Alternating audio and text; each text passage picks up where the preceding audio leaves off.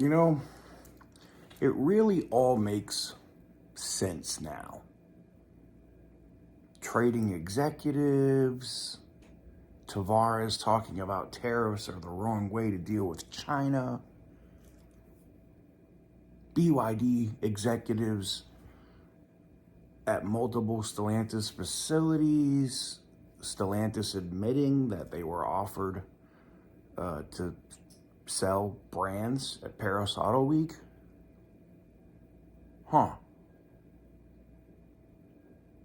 Could these companies end up merging?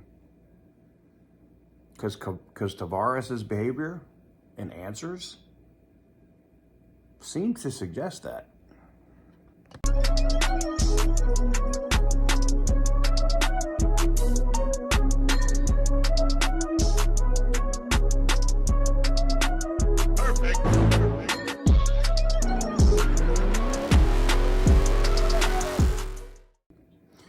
What is up, guys? Welcome on back to TK's Garage. So I did a video yesterday, and I was talking about Stellantis executives leaving for BYD. They're building out their own executive teams in Europe as BYD makes a big push there before like tariffs and other stuff could be instituted.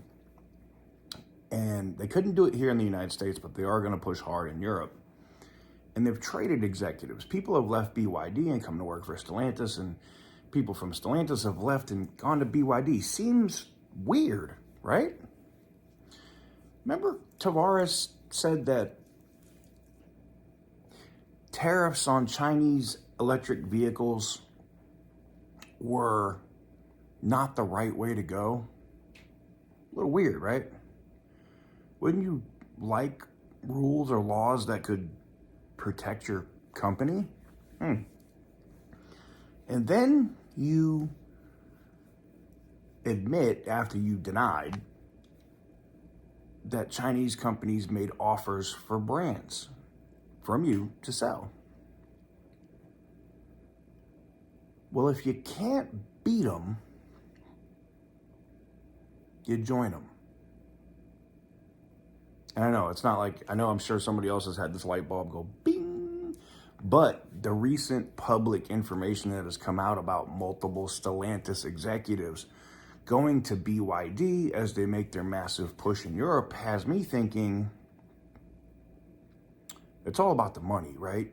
Especially for John Elkann and for the shareholders. Is Stellantis intentionally damaging the brands and forcing the price down of the stock? I know you're going to think like, wow, that would be highly illegal and possibly multiple levels of collusion. But do you think China doesn't care about whether something's legal or not? Think about it. What CEO in their right mind in any industry would make some of the decisions that Tavares made? I mean, I'll give you an example. Imagine being a pencil manufacturer and you make pencils, right? And all of a sudden you decide to come out and say you're only going to make pens, but you really don't know how to make them.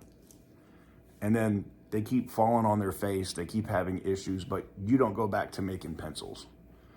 That's kind of what Carlos Tavares did with Chrysler, Dodge, Jeep, and Ram. He took a muscle car company, Jeep / off-road company, and you pussified all these brands. And you're finding out that it's not working for you. Now, I'm wondering if this was done on purpose.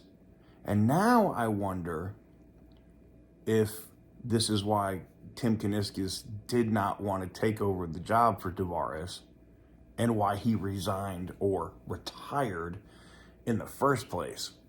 Because if this was something that was in the pipeline or something they were talking about doing, let's massively screw up our earnings for 3 straight quarters.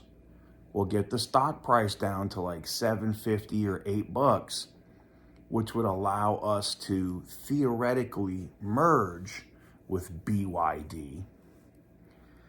China then takes that manufacturer and merges with the number 4 largest auto manufacturer. I don't know what that makes them at that point, if they go up to 3 or maybe even 2.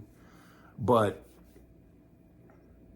it's something you really have to think about. If you can't beat them, join them.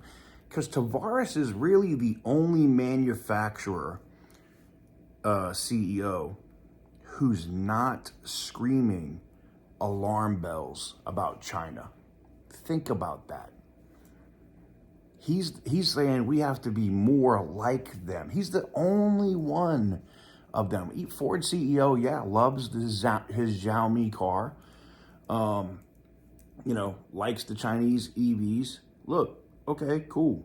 But also knows that their business model, should that be allowed here in the US, would be destroyed. It would literally be apocalyptic to the US auto industry if those companies could sell cars here. It's just very interesting to me, very suspect to see how Tavares, which we already kind of knew he's a Chinese puppet anyway, the way he talks about China, saying no tariffs and all this other crap. But it's just very interesting to me to see him defend China, defend not having tariffs, saying we have to be more like them. Why would he be saying all that? And now we're seeing executives swap from the companies? Something to think about. Stellantis and BYD could possibly merge. Now, I know there's a lot of hurdles to that. It would require China to authorize it, I'm sure. But it would also require, because of Chrysler, Dodge, Jeep, and Ram. Now, I don't know if Jeep or Dodge have any defense contracts open now, but it would require United States approval as well, I'm sure.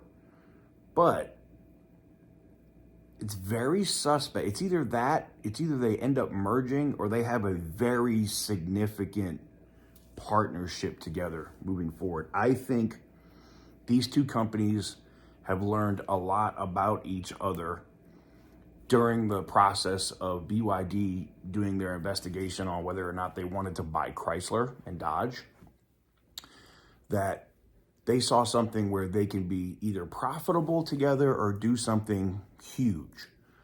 And it would not surprise me in the least. Now, could Tavares end up being like his mentor, Carlos Tavares, and end up getting prosecuted for this? Yeah, if it's able to be proven that he intentionally damaged the company to force the price down so that a merger could happen, oh yeah. Oh yeah. Could we see both of them hiding in Lebanon? Possibly. Both Carloses? Peas in a pod, dumbasses, man. Oof. What do you think? I mean, do you really think that BYD did all this investigative stuff, came here to America, looked at buying Chrysler, right? Looked at buying Maserati, did all that legwork, and now these companies are just magically trading executives? The stock price for Stellantis keeps going down. Third quarter earnings are going to drop here in a few days and it's going to be a disaster? Or is it exactly what Stellantis wants and it allows them to merge with BYD? Something to think about. Let me know what you guys think in the comment section down below. Give the video a big thumbs up if you like what I do. Hit the subscribe button if you haven't already. And as always, stay petty, my friends.